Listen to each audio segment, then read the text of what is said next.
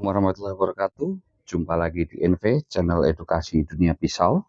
Pisau Pasador ini adalah pisau idola para jagal halal atau para slaughter atau para eksekutor. Karena selain harganya yang cukup ekonomis, pisau ini juga mempunyai performa yang sangat baik ketika digunakan untuk proses penyembelihan atau proses jagal hewan-hewan kurban atau ketika di RPH atau rumah pemotongan hewan.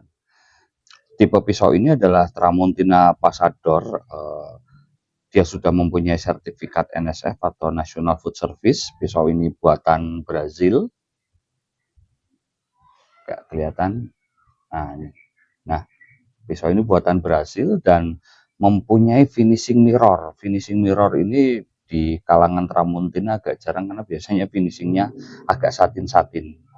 Bajanya menggunakan baja inox atau baja tahan karat, ya. Bukan berarti tidak bisa berkarat, bisa dia berkarat, tapi kalau tidak dirawat. Selama pisau ini dirawat dengan baik, pisau ini mempunyai ketahanan terhadap karat yang sangat baik. Ketajamannya pun juga cukup lumayan. Saya tidak akan mereview ketajamannya karena kalau review ketajaman sudah banyak di video-video yang digunakan untuk eksekusi di RPH atau pada saat penyembelihan.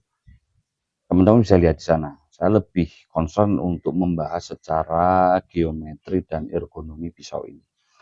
Secara geometri, pisau ini mirip-mirip dengan pisau pabrikan terkenal seperti FD dan yang lainnya. Bentuk handle-nya juga oke, pegangannya juga cukup nyaman. Tapi kalau buat saya ini agak tebel di sini. Pegangannya agak gendut dibanding FD. Nah, ini saya ada FD. Nah, bentuknya lebih ergonomi FD karena lebih tipis ya. Lebih tipis FD. Pasador ini lebih gendut, tapi lekukan-lekukannya sih masih nyaman kalau dipegang. Masih nyaman. Bentuknya juga bagus, lebar di pangkal kemudian mengecil di ujung dengan ujung agak runcing, jadi dia geometrinya cakep ya, seperti layaknya pisau-pisau jagal. Kita coba lihat ukurannya, dia panjang 45 cm dengan bilah kurang lebih 30 cm, bilahnya 30 cm, kemudian handle atau gagang di 13 cm. Lebar bilah pangkal 5,5 cm, lebar bilah ujung 3,5 cm, yang berarti secara geometri dia meruncing di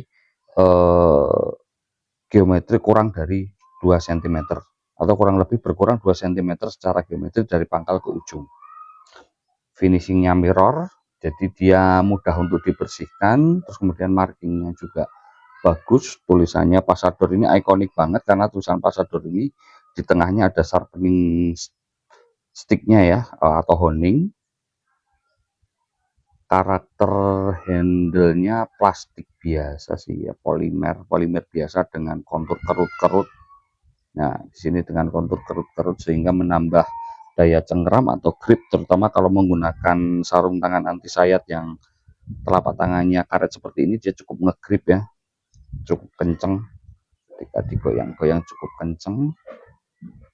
Secara ketebalan dia taper dari belakang ke depan. Kalau kita ukur di belakang dia 2 mili, di depan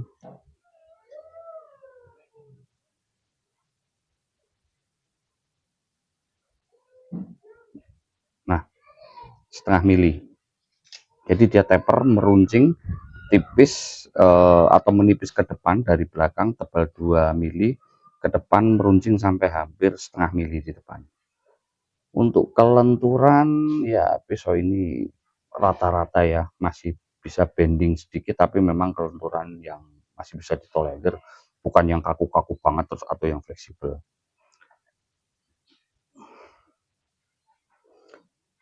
Bobot cukup ringan, jadi ketika digunakan dia tidak membebani pergelangan tangan. Untuk manuver juga pitch grip seperti ini. Pitch grip itu seperti ini ya, seperti ini untuk teknik dorong tarik atau seperti ini untuk teknik sayatan dari ujung. Untuk teknik tarik juga masih oke, ya. Untuk teknik tarik seperti ini di kolong masih oke. Oke, pisau yang cukup bersahabat untuk para jagal karena harganya juga terjangkau, kurang dari 500.000, performanya juga cukup baik, finishingnya cakep. Hanya kalau saya sih concern di handle-nya yang buat saya masih agak gendut, tapi masih oke juga. Pisau yang worth to buy dengan harga terjangkau dan kualitas yang didapat sehingga bisa membantu eksekusi pada saat pelaksanaan penyembelihan dengan baik. Begitu teman-teman, kurang lebihnya mohon maaf. Terima kasih sudah nyimak video ini. Sehat selalu, semoga dimudahkan segala urusan. Terima kasih. Assalamualaikum warahmatullahi wabarakatuh.